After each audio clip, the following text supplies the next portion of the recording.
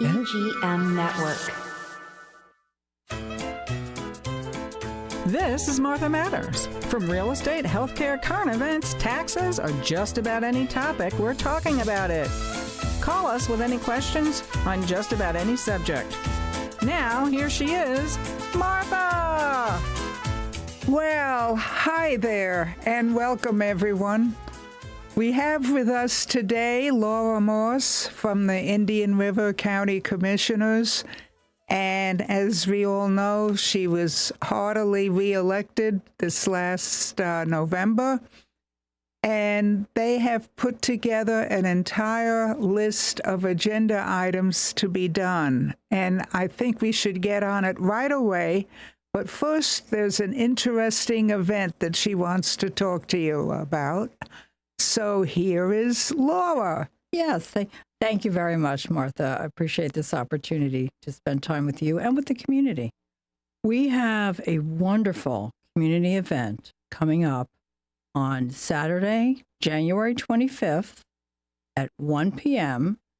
at the Navy SEAL Museum. That's right on A1A. And it is the Purple Heart Cane Ceremony. Oh. The Purple Heart Cane Project hand carves canes for Purple Heart veterans. So each one is individually hand carved and contains the service, or the record of service, of that individual. And they all have to be Purple Heart recipients. There's no charge for anything. It's a completely volunteer organization. I love that. It's all volunteers. In fact, many of the people who carve the canes are veterans themselves. So it's to honor the courage that created this country and the courage that sustains this country. And you have to have physical courage, or you end up with nothing. And I love great ideas, and we have many great ideas and many great principles that this country was founded upon. But if you don't have the courage to defend it, in the end, you won't keep it. So True. I welcome everyone. This is open to the public. There's no charge. And again, that is Saturday, January 25th at 1 p.m. at the SEAL Museum. And that is on A1A, just over the county line. So you're headed south. It's toward Fort Pierce. Yes, you're headed south, and it's on the left-hand side. And by the way, if you haven't visited the SEAL Museum, that's quite an interesting place itself. Yes. So I welcome everyone, invite everyone to that. It's a great place. I'll be there. So, yeah, please join us. It's a great place to bring your grandkids and family because all ages are interested in that. Hmm. I don't know about me, but they can even climb up on some of the boats and submarines and stuff. It really is very entertaining for children, or really for any age. And yes. they have movies there that are shown during the day, so you can catch one of those. It's really, really fascinating. But for the ceremony itself, the ceremony that I'm talking about, it's interesting because they have Purple Heart veterans coming from 17 different states across the country. Oh, wow. Yeah. So this is something that draws people It's not here. local.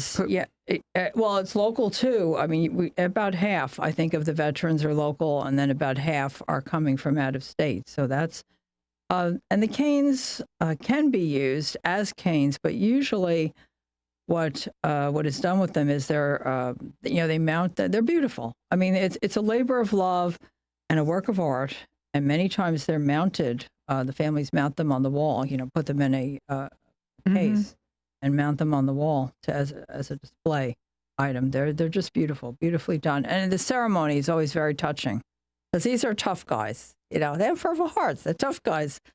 But it becomes very emotional to them because they're not people who would seek out the limelight, And many times, especially for the Vietnam era veterans, it's the first time that anyone has shown them the honor they've always deserved. Oh, that's beautiful. It's very touching. And you'll see firsthand, I can't get over the power of courage. Yes. we have people who want to not do the wrong thing or anything else, and they don't want to get into trouble or be criticized. But it is so important on whatever your beliefs are that you have the courage to follow through with them and express them. And these Purple Heart people have done just that. They've gone to the end. Whatever happens, happens. I'm going to do this. Mm-hmm. And we've got to remember the importance of that attitude. Oh, yeah, absolutely. And by the way, so that no one needs to remember, or if you didn't have time to scurry over and get a pen or pencil, their website is purpleheartcaneproject.org. purpleheartcaneproject.org. Cane Project. Cane Project, yes. purpleheartcaneproject.org.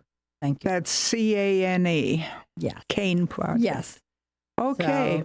So thank you for the time to say that. And we have, guess what? This is our centennial year as a county. That's right. So tell us what's it's our happening. centennial year, so that's pretty exciting too.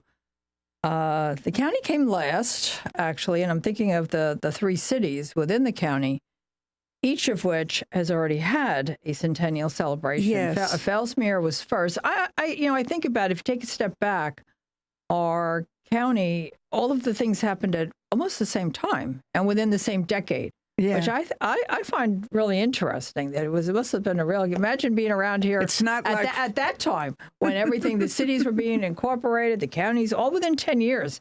I mean, we think that we have a lot going on, but wow, 100 years ago they were busy. Yes. I think Fellsmere was the first centennial, and then Vero Beach, of course, was not that long ago. That was 2019 was a centennial for Vero Beach. Sebastian just finished their centennial. That was last year, was their centennial. And the exact day was December 8th. And they had a big parade that day and a large event in Riverview Park. They had the Clydesdales, the horses there. It was just incredible. And the city council rode on top. I'm like, I don't know if I would have. I think they used a ladder. We didn't see that part. But our centennial, Indian River County Centennial, is this year, and the big day for us is June 29th. That's June 29th. June 29th. So we have time. We're just kicking it off now. Actually, this weekend, coming up. Well, we're kicking it off this month at the Vero Heritage Center in January. And if you want to go to the website, county website, to see the different events, it's indianriver.gov. indianriver.gov. And that's actually the first thing that comes up now is the centennial. Can you put slash enter centennial and you could, or you could type it in the search engine, but right now it's been coming up. That's the first screen. So okay. they've set it up that way. Every time I go on it, even from my desk, it comes up. The centennial comes up. So it's a constant reminder, which is good. But next month in February, maybe it's just as well. It's next month. It's a little chilly right now, but there are going to be a number of walking tours. So if you like history and you need a little exercise after the holidays, or we all need exercise anyway, I think the walking tours are pretty interesting. They're in different places around the county. So indianriver.gov. indianriver.gov. Yeah. That's great. Yeah. It's going to be a good year, exciting year.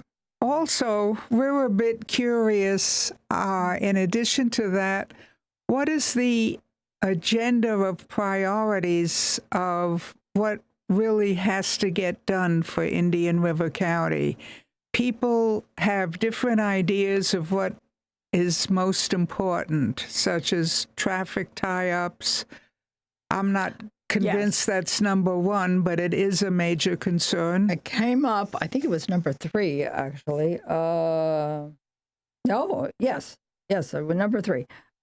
What I'm looking at right now is the county conducted an urban service boundary study, and that was last year. And let me define that first. Urban service boundary is, well, where you provide services. Water and sewer. So, how far are they extended? And when you get to the rural areas, for example, you're using septic tanks and well water, so they're not connected to water and sewer. Mm-hmm. So for much of the county, it's west, around 58th or 66th Avenue, and it's not a hard and fast line. It varies depending upon where you are, but that's where the services are provided. That's why it's called urban service boundary. That's as far as it extends right now. It would allow for development, okay? Because right now we don't develop, we don't put septic tanks in. They did many years ago, and that's why we have problems, especially in the North County. There are a lot of septic tanks that we now need to remove as a result of legislation, which is holding us to a 2030 deadline to convert. It's called septic to sewer. So we're going to remove the septic tanks and connect to sewer, and that will be much safer for our environment. Yeah, it's funny you mentioned, or interesting, you mentioned about the 58th Avenue dividing line. An old community just west of 58th, like Pine Tree Park, they're all septic tanks, but they're also, each house has pretty close to a half-acre lot. They're not built right next to one another where you can pass a cup of sugar to your neighbor. Yeah. But so that's good. And we still like it that way. And many of them still like it that way. But also west of 58th, just slightly north of there by a few blocks, you have these newer communities that are completely on sewer and established. Yeah, and that's good. And that, by the way, was one of the other questions. This urban service boundary study was conducted over a period of time, and the way it was done was that there were 6 different community outreach meetings that were held around the county, and they all were also held. Some were held in the morning, some were held in the evening. So we wanted to get a nice cross section and allow access to a variety of people to actually attend the meeting and have their opinions be known. For those who were unable to attend any of the 6 meetings, there was an online survey. So about 1,000 people responded. 1,000 people responded. So these to the survey. So we, that was a good sample for the consultants that were conducting the survey. They said that was a very good sample. But you reminded me of it because one of the questions was, what type of housing do you want to see? And about 2/3 of the people, and then now we're talking this sample within the county, 2/3 said single family, and then 1/3 said they would like a variety, mixed, which would be condominiums, apartments. Well, you know better than I. You're the business. I'm not the business. But I thought that was interesting that there's still that desire, to have the single family, like you say, you can walk next door and borrow a cup of sugar, but you have that space, and so people still relish that here. Yes, have that space, but this is such a great place because you have I think you have the neighborliness or sense of community, no matter where you go, no matter what type of housing. I mean, housing is objective. I like this kind of situation, like that kind of situation. But no matter what the context, be it single family or be it, a multi residential unit, it doesn't matter. It's like we're happy to see each other in any context, and I really appreciate that about our community. I'm sure you see it too. Yes. That's very important. The other question, which was a little more lengthy, I want to get it right, so I'll read it. What are the top concerns you have related to future growth within the county? That was the question, and I love it. Thank you, everyone who participated. What came up first was impact on the natural environment. So thank you to everyone out there in the community who participated, because I so agree with this. And I have been promoting environmental causes for such a long time, but now I have it in writing from the community and, through experts, by adding, asking questions and getting the answer that it's like music to my ears. So that's a major concern, and I really appreciate that everybody put that number one, far and away number one. But also traffic and, people are concerned about traffic. I get a lot of complaints about it, about traffic.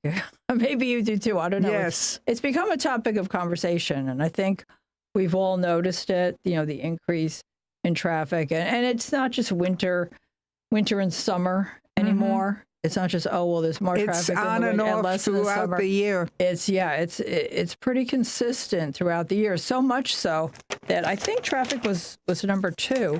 I'm going to take a look and tell you exactly. Traffic was number 3. Infrastructure was number 2. So infrastructure would be roads, bridges, things of that nature. And I know, drainage. That's another question that I get a lot as I'm out in the community. Well, it's funny you mention environment, because I am absolutely amazed with a large development, excuse me, like Devasta has up by the bridge. It's now open, the 510 access at the base of the Wabasso Bridge, where you can go into that Harbor Isles development. Yes. And they have a large area of not only ponds, but maintaining some of the existing almost wetlands, swampish. And you think you're going down to Mar-a-Lago or a beautiful really a beautiful home, because they've really protected that instead of just filling it in and continuing development. Yes. And I wish all new construction that come by your desks would do the same thing and protect some areas that have to do with drainage and water, but also the beauty of the environment, maintain or create even different ponds as long as they're appropriate. Yes. And it makes such a difference. It's going to add value to the development as years go by. And we went through an era, and we still are in smaller subdivisions that are being developed, where the goal is to squeeze in as many houses as possible. Yes, there was that. And really, there isn't even room for trees, just bushes. And I think that ought to be stopped.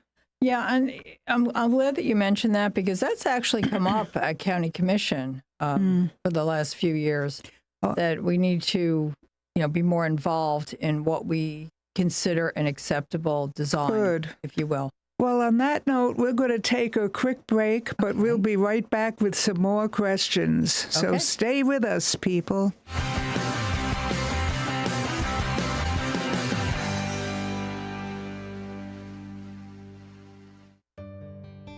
I want to introduce you to our main sponsor, Highland Plaza, located on US 1 on the east side of the Highland Drive traffic light.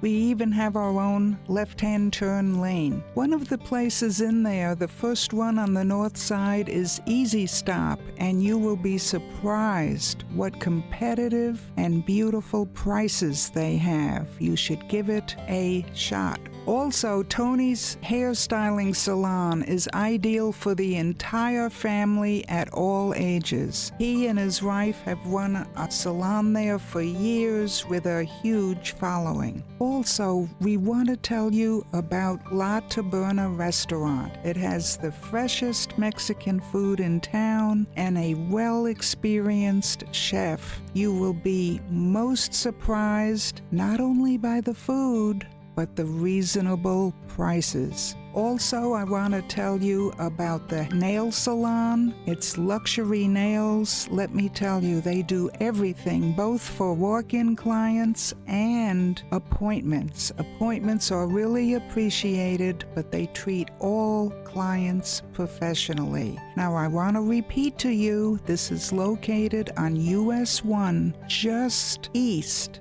of Highland Drive at the traffic light. It's a beautiful yellow building with a maroon awning. We look forward to seeing you there. Come on over.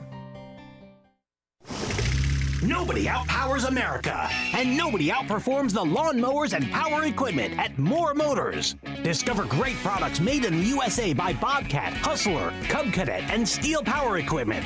All backed with local service and parts. Going on 40 years serving the Treasure Coast. More Motors has an American-made lawnmower for you. 5135 US 1 Vero Beach. Anything and everything it takes to make tall grass short. More Motors. Big news, Treasure Coast. Your favorite mortgage team just got even better. Introducing the same trusted faces you know and love, now with Union Home Mortgage. Hi, this is Shannon Pohl. Hi, this is Lucy Cranker. And these high-producing team members bring decades of experience, unwavering honesty, and hearts of gold to every home loan. And here's the best part. Same local processing, underwriting, and appraisers you rely on. Contact Union Home Mortgage. Visit us online at shannoncpohl.com and lucycranker.com. Right now at Sunshine Furniture, it's New Year sale time. Save up to 50% on selected closeout styles of Lloyd Landers, Berlin Garden, Capri, Universal Coastal Living, Four Seasons, and lots more. Sofas, dining sets, patio groups, chaises, umbrellas, occasional chairs, bedroom sets, coffee table, lots of pieces on sale now for inside and out. We're your local Tommy Bahama and Lexington store where you can create an island paradise and make your life one long weekend. Sophisticated looks with a mix of coastal and Caribbean style, Tommy Bahama Home has everything you need for your Florida living. Also, all pictures, lamps, and accessories are half price. Visit Sunshine Furniture now for our January sale. Sunshine Furniture, $12.95 US 1 in the Publix Plaza, Vero Beach. Visit our website at sunshinefurniturecasual.com. Also, don't forget to shop our outlet and sales center just across the street. Sunshine Furniture, the best in every way. Hey, welcome back. Welcome back, folks. There is one question that I get all the time driving around, and that is over by the landfill. I heard like over a year ago they were trying to set up a research area where methane gas can be converted to LNG and usable oils. Is that still underway? Or? It's in the works. It's a private company, no petro, and it's happening. We had the groundbreaking. That was months ago. They're almost to the point, I think, where they're ready to have the actual ribbon cutting, where the project is complete. Oh, wow. So yeah, I think they're hoping for springtime. Of this year. Springtime of this year. So yes. It's really moving along. Yes, it is. A lot of people have expressed interest in that. Yes. Even the younger people saying, I don't like the idea that we should get rid of cows. We can convert their methane gas. Well, now we don't have to.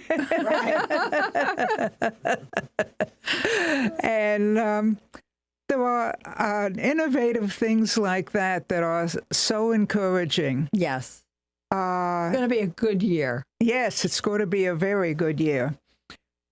Tell me, are there any other ideas on how to affect the impact of our increased population? There are many ideas. That's why I'm so glad you invited me to your next show as well. This is we'll leave it as a cliffhanger or to be continued. Okay, so, to be continued is right. Please tune us in for the next show. Okay, tune in on part 2 in a little while.